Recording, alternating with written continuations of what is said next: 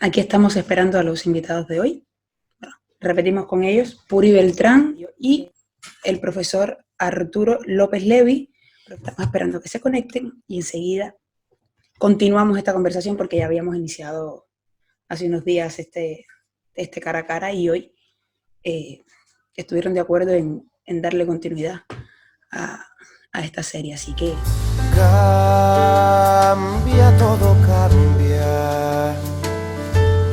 Cambia, todo cambia.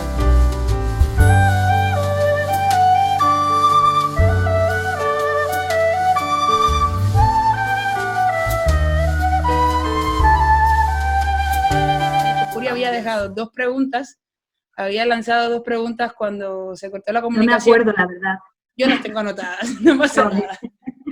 Que una era que si toda la situación que está, o sea, con toda esta situación, tendremos que repensarnos si habrá que cambiar algo en el sistema capitalista, fue una de las que hiciste, y la otra era si como sociedad cambiaríamos después de todo esto que había pasado. Pero mira, ahí a mí me parece que el primer tema que creo que comenté, pero lo reitero, es que la crisis ha expuesto de una manera más drástica y dramática el dilema que hay, que económicamente, tras la Guerra Fría y todo eso, es evidente que las economías de mercado demostraron mucho más eficiencia en términos de crecimiento económico, de crear producción, servicios, finanzas, para responder a las necesidades de muchas personas, sobre todo a nivel del mundo desarrollado, pero a la vez hay una brecha entre las consecuencias que implica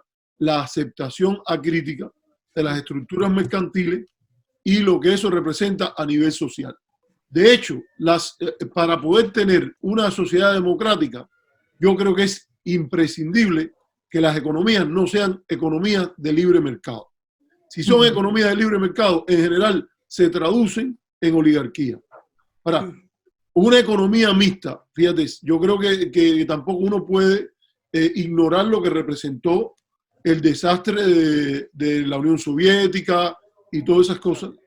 Y aquí hay un tema, por ejemplo, que es de corte internacional, que yo insisto, en pedalear.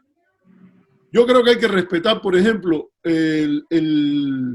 la cuestión de que en una lógica de mercado, cada cual busca lo mejor, y la lógica es, fíjate, de la mano invisible del mercado, según Adam Smith, que primero que todo es una alegoría.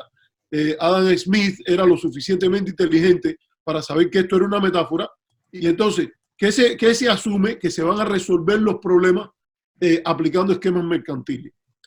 ¿Cuál es el resultado de eso? Que muchas veces no se resuelven. Y en el tema de la salud, pues empecemos de los países del tercer mundo, por ponerte un ejemplo del Caribe, el 67% de las graduadas y graduados de enfermería de las universidades de las West Indies emigran a Canadá, a Estados Unidos, a Gran Bretaña. ¿Por qué? Porque hay mejores salarios allí. Fíjate, no te estoy hablando ya de las grandes corporaciones. Te estoy hablando de un empleo de clase media que es clave para atender los problemas, como la enfermería. Y se van. En principio, incluso en los debates que hemos tenido entre cubanos, los economistas que viven dentro y fuera de la isla, que no son de repetir, digamos, a pie juntillas el discurso oficial, muchas veces no se abre un debate sobre medidas legítimas de defensa de la inversión en capital humano de salud. Fíjate, tú seas comunista, capitalista, lo que sea, hay una realidad. En medio de esta pandemia ha quedado claro que en el Caribe eso no estaba funcionando y que deja a merced del golpe de la pandemia a varios sistemas. Y evidentemente hay un espacio que hay que empezar a discutir sobre legítimas políticas de defensa del capital, de las inversiones en capital humano, que hasta la propia OMS ha discutido con anterioridad. Pero entonces, ¿qué cosa hay que empezar a ver aquí? Que hay papeles para el Estado, hay papeles para la negociación, hay políticas que son para que los mercados se comporten mejor, que debe ser, que se comporten mejor quiere decir que sirvan a la gente. Otro elemento aquí que motivaba mi reflexión a partir de lo que decía la profesora Beltrán es que también se han puesto de manifiesto las importantes incertidumbres en las decisiones políticas. Primero, ¿cuándo vas a aplicar la cuarentena? Sabemos cómo se van a reflejar los intereses en relación a terminarla, en qué momento.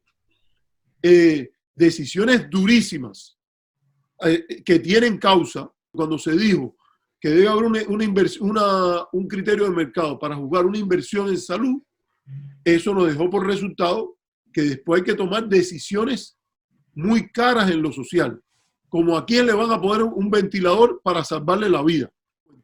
Y de ahí yo siempre le dije, y es donde me quedé esperando la respuesta de la profesora, es si ella cree que para que ese debate ¿puedo decir?, sin chaqueta, para buscar, pensando en la verdad, en una política que se base en argumentos científicos, en argumentos morales como los que hemos discutido, yo le preguntaba a ella si tenemos una esfera pública, unos medios, tanto en los tradicionales como en los alternativos, capaces de procesar el debate que se requiere para que esto no se repita. Bueno, es que la pregunta es complicada. Yo solamente puedo responder con una palabra que creo que falta estos días, que es sentido de Estado y responsabilidad. Entonces, en otros países, puse el ejemplo de Portugal, por ejemplo, un país vecino, la oposición del gobierno portugués rema a favor no del partido que gobierna, sino a favor del gobierno que le ha tocado en ese momento. Entonces, creo que es importante, primero, una oposición responsable, después fijar un objetivo común y una tercera, digamos una tercera clave que sería, la primera sería responsabilidad social, la segunda sería remar todos a una y la tercera sería solidaridad, ¿no? Y además, todo esto está muy vinculado a la economía y a la toma de decisiones. El profesor antes mencionaba un tema que yo creo que es importante, que se están haciendo, lo mencionamos en la anterior sesión, que era los recortes en la Comunidad de Madrid, que es uno de los epicentros más golpeados por la crisis del coronavirus en España, porque había menos profesionales cualificados contratados, porque esta pandemia pilló a la Comunidad de Madrid con menos personal del que había hace 8 años, ¿vale? Y estos son decisiones políticas que repercuten. Entonces, desde que hablamos hasta ahora, te voy a responder con un ejemplo de una noticia reciente. Bien, pues aquí en la Comunidad de Madrid la señora Díaz Ayuso ha despedido a sanitarios masivamente antes de concluir sus contratos. Es decir, los héroes que hemos mandado a la trinchera, muchos de ellos no se les va a renovar el contrato en la Comunidad de Madrid. Esta es una respuesta clara a lo que está pasando. Aquí lo que yo creo que hace falta es unidad por parte del Estado y por parte de las comunidades autónomas. Que las comunidades autónomas remen alrededor del Estado y que el Estado tome la determinación. Entonces, para que haya, me decía el profesor, para que haya un clima adecuado, para que ese debate se afronte, si hay unos medios que están a la altura, pues habría que preguntarse si los propios políticos primero están a la altura. Esa sería una pregunta previa a la de los medios. Sobre los medios hay mucho que decir. Hablábamos, en la anterior ocasión, el profesor hacía referencia también a esa canción de Ismael Serrano, existe mucho ruido y pocas nueces. Me pongo este ejemplo, lo hablaba ayer además con un excelente periodista que da el máster en El Mundo y también en el San Pablo CEU de aquí de la Universidad de Juan Carlos, es profesor, maestro de periodistas. Entonces yo le preguntaba, bueno, ¿qué está pasando? Y poníamos este ejemplo que era que el clima, la esfera pública o la opinión pública ha cambiado desde que Internet, desde que se usan las redes sociales. No se puede controlar quién hace qué cosas porque hay un problema con el anonimato. Cualquiera hoy en día puede poner y puede difundir opiniones que no se sabe de dónde vienen porque son anónimas, son los llamados bots. que se utilizan en Internet. Ujú. Y eso se inyecta en esa opinión, en esa esfera pública, vamos a llamarlo. Se inyecta. ¿Cala? Bueno, no sabemos todavía si cala o no. El caso es que ese discurso es paralelo al de los más media, los medios de comunicación al uso, radios, las teles. He ponido el ejemplo de una habitación en la que hay mucho ruido y hay mucha oscuridad. Y hay gente que está intentando darle al botón de la luz, pero estamos todos a oscuras intentando salvarnos, intentando buscar dónde está la ventana, dónde está la puerta, y ese clima está muy enrarecido, pero yo no creo que eso solamente suceda en España, yo creo que sucede en otros países también, que está sucediendo. Antes el profesor ha dicho algo con lo que estoy completamente de acuerdo, que es que la política no es un reflejo exacto de la economía. Ojalá. Ojalá. Ojalá. Bueno, ya que estábamos en esta línea, o sea, antes de pasar sobre todo a unas sugerencias que creo que le había comentado a los dos, algunas sugerencias de lecturas, no solamente tiene que ser literatura, de lecturas de modo general. O sea, sí me gustaría agregar de que a mí lo que más me ha chocado de toda esta situación es que se ha repetido el mismo patrón a medida que ha ido avanzando el virus. Y creo que se lo comentaba al profesor Arturo en la vez anterior cuando se cortó la comunicación. Y es que desde que empezó en China todos lo veíamos como una situación aislada. Estaba pasando en China, aquí no va a llegar.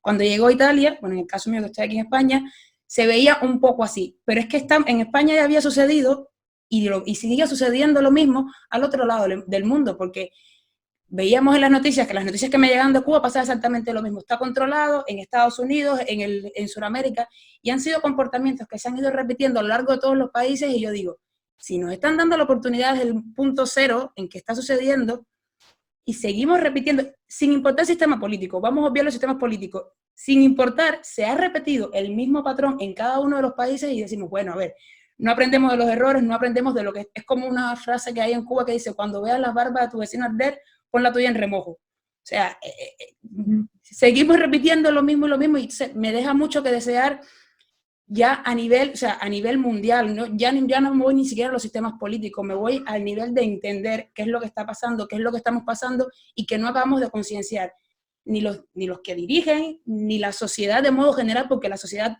le ha costado bastante entender esta situación, aún cuando ve lo que está pasando en el resto del mundo. Entonces, así que, a ver. Yo creo que lo que estás apuntando es simplemente un hecho. Si pudiésemos mirar las cosas con retrospectiva, es evidente que hubo fallas de corte político y que en la competencia ideológica que hay y política entre las grandes potencias, es posible, y parece que hay algunas evidencias, que en China fueron inicialmente algo reacios a divulgar lo que ellos estaban enfrentando. Pero cuando se decreta la cuarentena en Wuhan, básicamente lo que se le dio al resto del mundo fue un tiempo de descuento. Pero fíjate si lo que tú dices es verdad, que en lugar de tomarlo así, de que este es un problema que tenemos todos y que deberíamos ayudar a China y además prepararnos nosotros, porque también es nuestro problema, la posición política dominante fue de expectativa, mirar lo que había allí y no prepararse. Se malgastó el tiempo, no se dieron gestos de solidaridad temprano, de decirle a China, por ejemplo, ¿de qué manera te podemos ayudar? Eso pero vino de países aliados de China, como la propia Cuba que dijo, estamos dispuestos, ¿cómo lo podemos cooperar? Pero aquellos países que tienen una relación un tanto tensa con China, en primer lugar, Estados Unidos, lejos de eso, lo que empezó fue hablarse de el virus de China, el virus de Wuhan. Ese es un problema que no es mío, no tengo perro en esa pelea. Y eso no es la actitud de la cual deberíamos aprender. Pero a raíz de esta crisis, también yo te digo, la derecha ha aparecido muy mal. La profesora hablaba del concepto que en política es muy importante de oposición leal. Bueno, mira, Portugal es un país donde sí ha habido una oposición leal. En Gran Bretaña, fíjate, a pesar de toda la bronca del Brexit y todo eso, el Partido Laborista ha jugado a ser oposición legal. Hay otros lugares, por ejemplo, en el tema cubano, que es uno que yo sé, que lejos de decir, bueno, vamos a buscar la manera, podemos criticar al gobierno, algo que el gobierno no ha hecho bien, pensamos que debió haber cerrado anteriormente la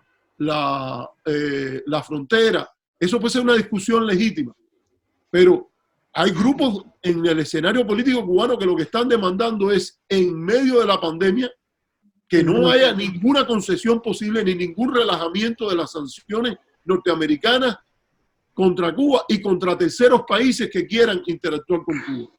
Eso es una oposición no leal, no al gobierno, no leal al país. Una oposición que en condiciones de pandemia, lejos de conversar en formas apropiadas, de aportar ideas, lo que hace es reforzar las trincheras de una guerra que no es la que se está luchando contra una pandemia, como tú decías, es un tema no partidista. Entonces, dentro de esa dinámica, escuchemos, porque uno podría esperar que hasta alguien de derecha dijera, bueno, el Fondo Monetario Internacional tiene que emitir bonos, sacar dinero, una inversión a relativamente baja tasa de interés y usarla para ayudar a los países que más necesitados están. El Banco Europeo podría hacer eso. ¿Quiénes lo han propuesto? Ponte a ver. Mira, Daniel Cohn-Bendit o Daniel Rojo del París de 68. Es uno de los que firmó el manifiesto. Jürgen Habermas, el gran lobo filósofo de la izquierda alemana. ¿Dónde están los intelectuales de derecha que proponen algo más? Que sea, vamos a ir al trabajo de nuevo y a tratar que la economía crezca rápido tan pronto como sea posible. ¿Dónde están? ¿Dónde están? Se quedan muchas interrogantes de que al final la respuesta certera la va a tener la misma realidad cuando vaya pasando el tiempo. O sea, claro. Al final no va a haber una respuesta exacta de qué puede ser, qué puede pasar o cualquier otro cuestionamiento, si la realidad es mucho más. Sabemos que hay caminos que nos llevaron aquí. Sí. No podemos repetirlo, ¿no? Ya, lo que el ser humano yo creo que es el único animal que tropieza con la misma piedra más de una vez, desgraciadamente. Entonces, y sobre todo si, por ejemplo, lo bombardeamos mediáticamente y le decimos que no es una piedra, que ese es un camino. ¿Entiendes? Qué bueno eso. Ay, no tiene nada que ver con la lectura esta, pero es que este es uno de mis libros favoritos y quería saber, no tiene nada que ver, perdóname, con esto, pero es que no sé si reconocéis esta fotografía. No sé si se ve, ¿se ve? Es un fotoperiodista español que accedió a Sierra Maestra en la Revolución Cubana. Y entonces este es un libro que se titula Hasta aquí hemos llegado y son las memorias de él, escritas por él, es su autobiografía. Y es uno de mis libros favoritos. Entonces cuenta, bueno, pues cómo lo vivió él como periodista, las fotos que hizo en Sierra Maestra y todo esto. Entonces lo he sacado porque digo, no sé si el profesor había oído hablar de este periodista español. Sí, yo he oído hablar de él, No he leído el libro, pero sí he oído hablar de él. Falleció hace unos años y, bueno, pues ha estado en momentos, bueno, estuvo cuando mataron a JFK, estuvo en diferentes... Entonces, bueno, este es uno de mis libros favoritos, digo, bueno, se lo voy a enseñar. Qué bien. Por no, esto. Voy a buscar. Si es el libro favorito de una persona tan inteligente como usted, hay que leerlo. No, a mí es que me gusta porque cuenta todo. Y luego también he buscado este libro, que es una de mis periodistas favoritas, que es Leila Guerriero, que son crónicas de diferentes autores hablando de Cuba. No sé si Ese salió hace poco. Sí, ese salió hace poco. Ya, pero bueno, estas se van sumando a la lista de sugerencias. Está muy bien. Entonces, ¿quién se anima a empezar con la sugerencia? Bueno, yo he hablado mucho ya. A lo mejor que sea la profesora. Vale, pues mira, yo según me estabas hablando me he acordado de un libro que comentamos ayer en el programa que hicimos especial Día del Libro, que aquí se celebra el Día del Libro, y entonces salió un libro que yo recomiendo que es Amos Oz contra el fanatismo de Nadine Gordimer, que fue Premio Nobel de Literatura, y es cómo curar a un fanático. El fanatismo como gen del mal, ¿no? Entonces, me parece que la reflexión que hacíamos era que yo creo que para salir de esta lo tenemos que hacer luchando contra el fanatismo y dejando el fanatismo a un lado. Así que esa es mi recomendación de lectura. Y luego estoy viendo una serie que habla de, bueno, es una serie que a lo mejor el profesor conoce, que está en HBO, que es una serie francesa de Canal Plus, que cuenta la historia de un alcalde socialista, es decir, de la pelea del socialismo francés para llegar a los Campos Elíseos. Y es Baron Noir, la serie, y la recomiendo de verdad, porque es la crisis de la izquierda, ¿no? Es como la crisis de la izquierda en Francia, las diferentes izquierdas, el centro izquierda, la lucha de poder, las estrategias que poco tienen que ver con los populismos también aparecen. Anotado. Yo también lo anoté, así que voy a buscar. Entonces, Arturo, tus Mira, recomendaciones.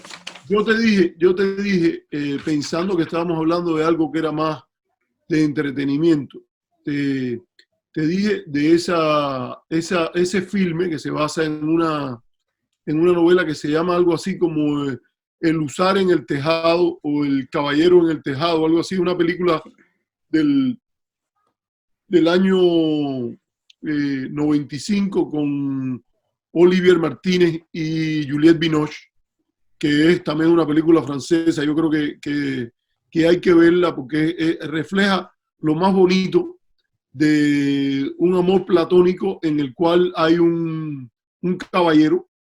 Yo creo que eso no se debe nunca perder dentro de las luchas que hay por la igualdad y todo eso. También hay nobleza, la idea esa de que nobleza obliga. En términos ya de lectura de este corte, de soluciones y de reflexionar, hay un libro por un economista, pero que es un libro escrito para el público en general, de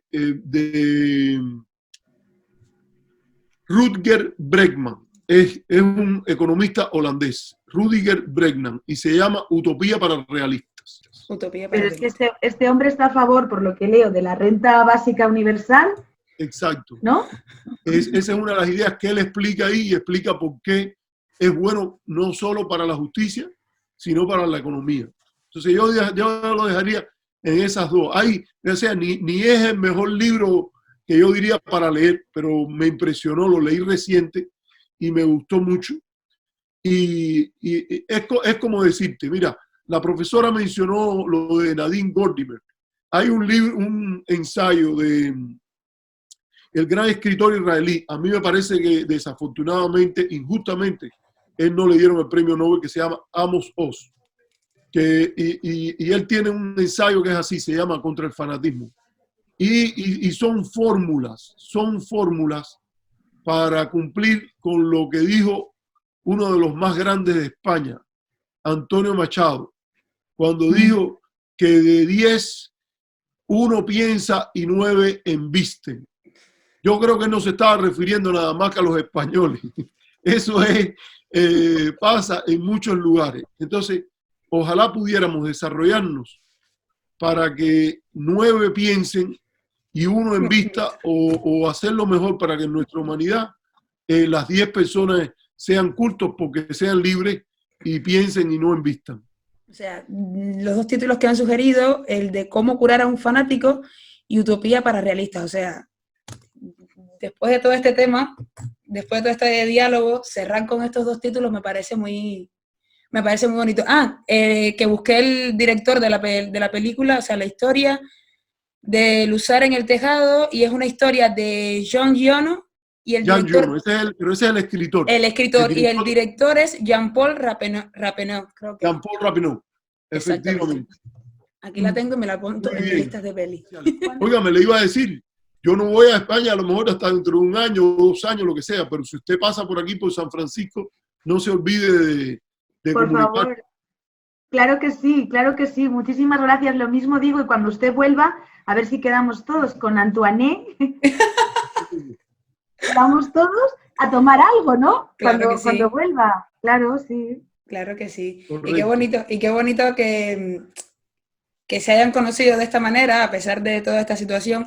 A mí me hacía realmente mucha ilusión tenerlos a los dos, aunque no se conocieran, tenerlos a los dos y tener esos puntos de vista tan interesantes que tienen ustedes y de lo que se trata, o sea, de lo que se trata esta serie más bien, que es de que conversemos personas que tenemos puntos en común, que tenemos temas de conversación comunes, algunos somos amigos, otros nos conocemos por cualquier otra situación de la vida, pero se trata de eso, de crear una conversación en la que podamos hablar de cualquier tema, en este caso, cuando lo dedicamos un poco aprovechando las profesiones de cada uno de ustedes, la aprovechamos para reflexionar un poquitico y de crearnos o compartir esas interrogantes que tenemos acerca de lo que puede ser o de lo que no será, o cómo debemos pensar o podemos reflexionar en torno a la situación que estamos viviendo. Muchísimas gracias a los dos, a Puri y a Arturo, que son dos personas que aunque conozco por cosas diferentes, por situaciones diferentes, les tengo mucho cariño. Puri, que es mi profesora, y bueno, Arturo, que además es el compañero de vida de una de mis mejores amigas. Así que... Bueno, gracias a ti que has formado una nueva amistad. Sí, es verdad, has tenido mucho acierto y te deseo mucha suerte en el proyecto, Jessica, que va a ir muy bien, ya verás. Muchísimas gracias a los dos, de verdad que sí. Bueno. Un abrazo y un beso en la distancia y nos vemos cuando se acabe todo, esto seguro que sí. Y a ver si viene para que comas crema de calabacín. ¡Ay, sí!